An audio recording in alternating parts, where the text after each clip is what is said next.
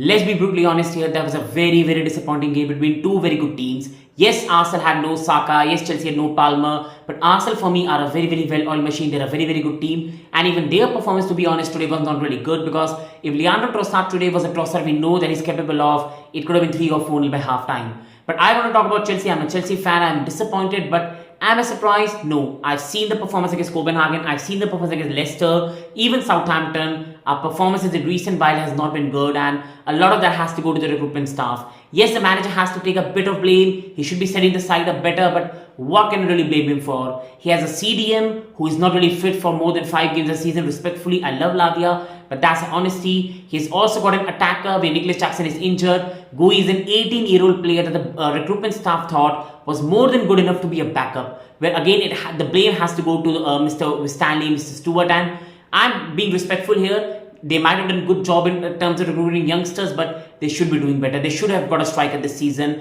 They have not, and the manager has been with a scapegoat. Today we had no one up forward who can hold the ball down, bring other players into the play. Enzo Fernandez was playing as a second striker because we had no other option, because Cole Palmer was injured and Caicedo was here. Enzo Fernandez was here. The midfield was empty, and it just said, kill me. That was a structure where how can I blame the manager? He has no option available. Lavia is available just 5 games a season respectfully. Hugo Chupo was sent on loan. Andre Santos is not even recalled. How can I blame the manager?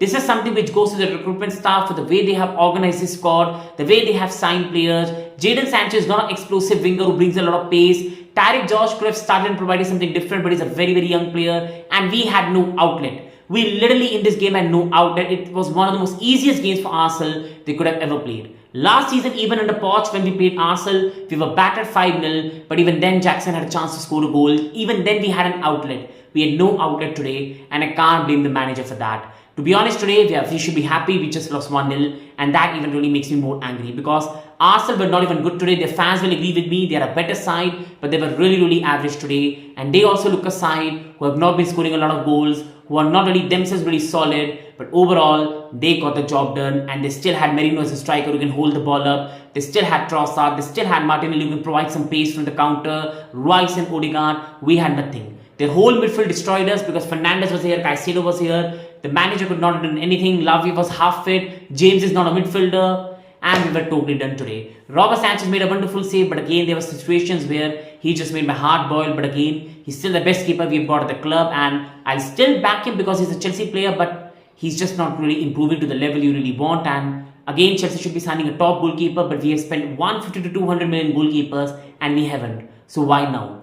We just keep on respectfully signing youngsters. The idea is for the future, wages, stability, sustainability, and making Chelsea a Red Bull Chelsea. So I can't expect much. I will love to be proven wrong, but to be honest, this is where Chelsea are going, and we need to accept it. I just want UCL qualification, and that's it.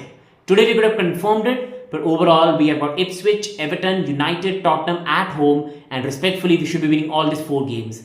After that, with the way City is playing, Bournemouth is playing, I think we are going to get top 4, to be honest. Do you agree with me, to be honest, today? Let me know in the comments, and do like and subscribe, because I'm disappointed, but let me know your opinion.